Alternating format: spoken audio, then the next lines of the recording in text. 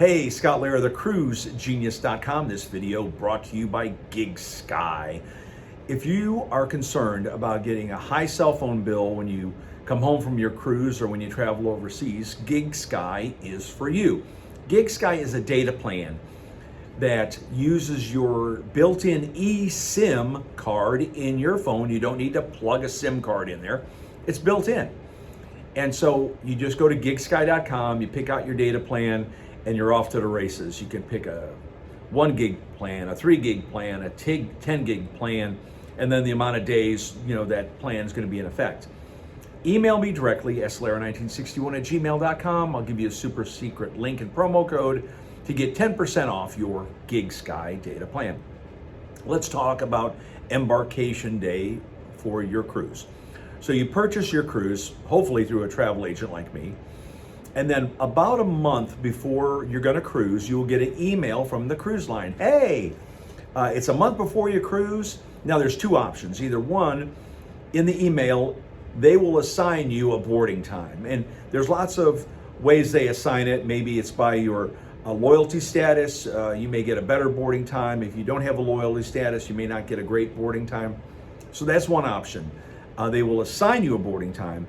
But like with Celebrity, you get an email from Celebrity, hey, you get to choose 12:30 to 1, 1 to 1:30, 1:30 to 2, 2 to 2:30. You get to pick your boarding time, and then you choose that. Now, I recommend, if at all possible, pick the earliest boarding time you can. Why? Because if you get on the ship early, you're going to hopefully miss the crowds. You're going to be able to enjoy your vacation sooner. But like if you're flying in somewhere, you may want to make it as late as possible. Give me an example. My son-in-law and daughter flew from Orlando to Greece to get on a Virgin Voyages cruise. And I think their boarding time was like 3:30, 4, something like that. But they got into the airport early, they got over to the terminal early, and they were allowed to board early. And that's kind of rare. Usually the cruise lines are like, wait, you're not supposed to be here till 4, go walk around, come back, bad. But Virgin Voyages, thank you, Sir Richard Branson, thank you. They were able to board. So let me review. You get to pick your boarding time for the most part. If you're driving down, spending the night at a hotel, like in Fort Lauderdale, Fairfield Inn and Suites, then you want to get the earliest boarding time to get on there early. Now, when you do get on the ship, let's say you have an early boarding time, right? You drop off your bags there with the porter. Be sure to tip the porters. They're going to take your bags away and they'll be delivered to your cabin later on in the day. It could be 4, 5, 6, 7. So you really don't want to pack your medications or maybe your cell phone charger or anything important in your checked bag. You want to keep everything your wife wants to have in that roll carry-on bag that you're taking onto the ship with you. It's going to go through the security, and then you'll have that rate with you. Trust me, guys, make sure that the wife's, her makeup, her brush, or whatever she needs, whatever she cannot live without, do not leave it in the checked bag, because it's going to come in later in the day, and she's going to be asking you, where's the bag? And you don't want to deal with that. All right, so you get to the terminal at your time. I'm telling you, please print out your boarding pass. But Scott, it's on my phone. Have you ever heard of tech issues? In Seattle, like a week ago, there was a problem with the airport and the cruise port terminal being hacked or ransomware or something where the tech wasn't working. So if you have your printed boarding pass, number one, it's going to be less stress on you.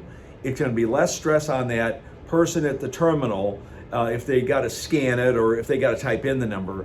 So please print out your boarding pass. And to my friends at Jacksport here in Jacksonville, where the Carnival Elation is, one of the staff came up to me. She recognized me and she goes, hey, Scott, can you please tell passengers, even though it's still on the phone, even though 2024, please print out your boarding pass. So that's a super secret tip that, very few people will tell you. And certainly the guy at Costco, if you bought your cruise there, he won't tell you that tip.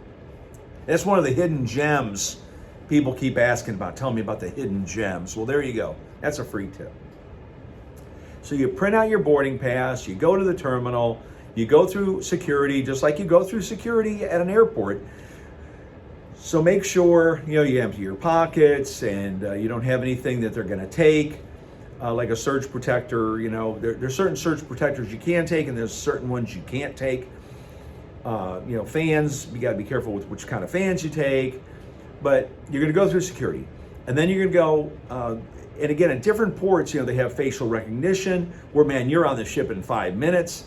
There's other ports that are not quite up to speed yet. It may take you a couple more minutes. For example, like at Port Canaveral last month in August, when we went on MSC Seashore, it did move pretty quickly. We were able to get on the ship pretty quickly, went through security fast, and there was like 30 stations, and the people were very nice, and we were able to get on the ship very quickly. So then you go through that, and you go on the gangway, and you're on the ship, yay!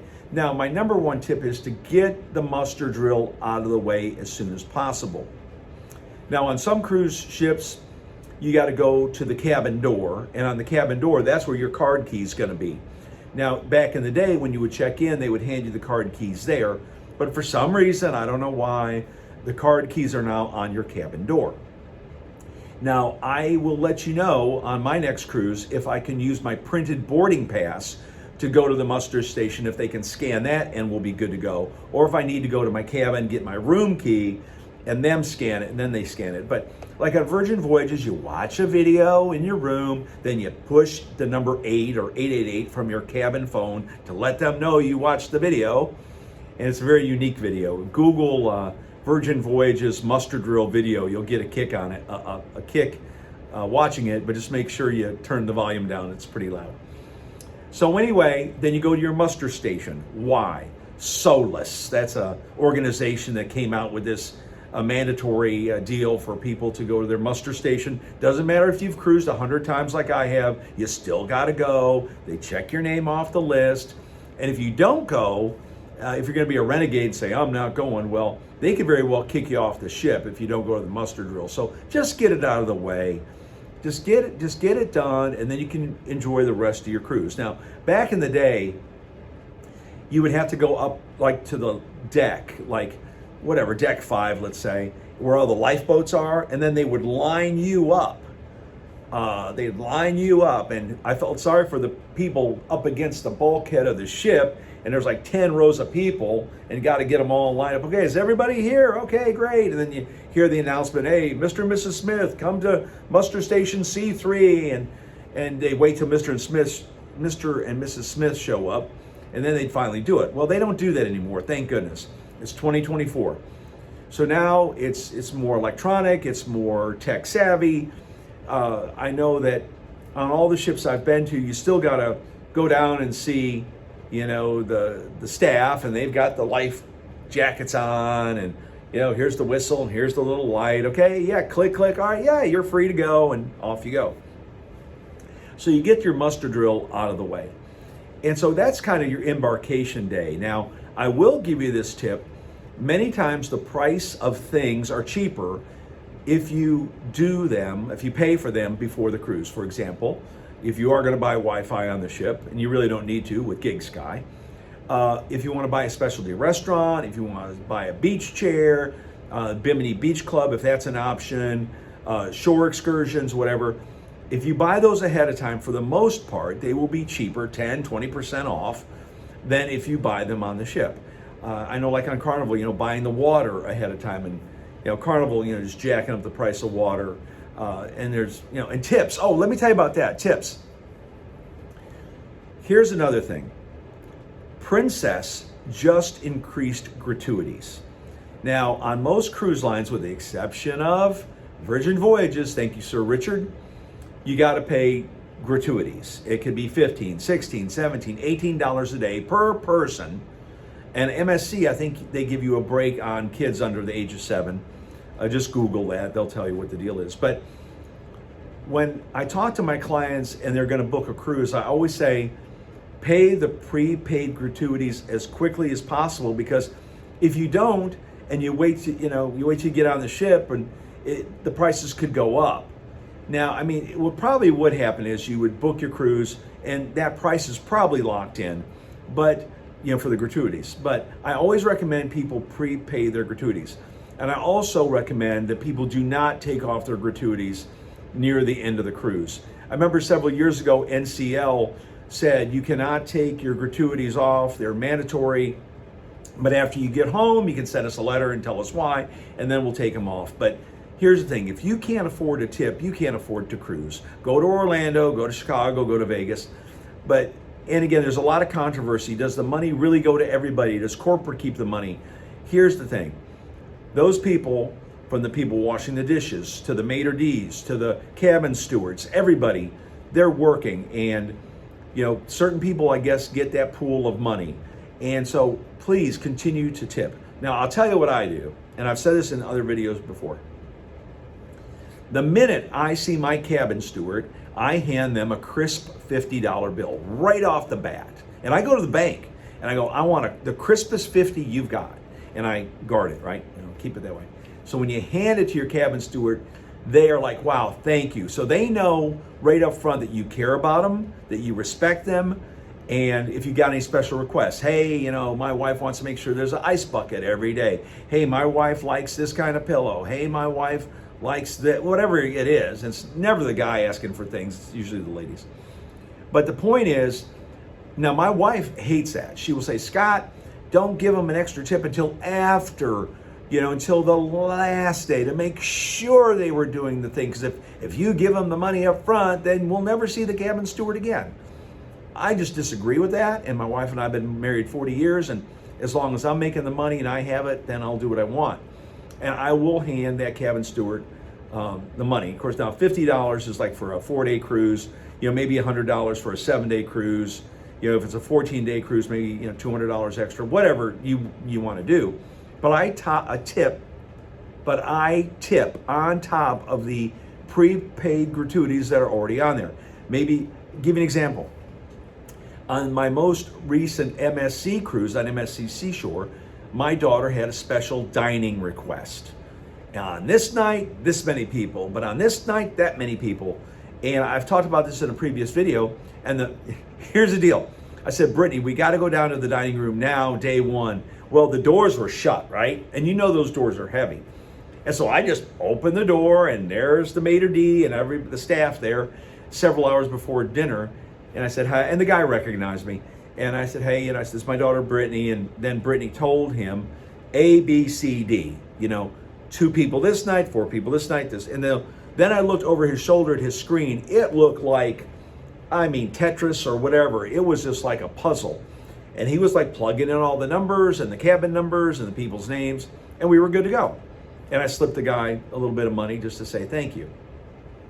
So always when people go above and beyond, number one, take a picture of their name tags so that when you get that survey at the end of the cruise, you can mention them by name. Tommy did X, Billy did this, Olivia did this, because those surveys mean a lot, right?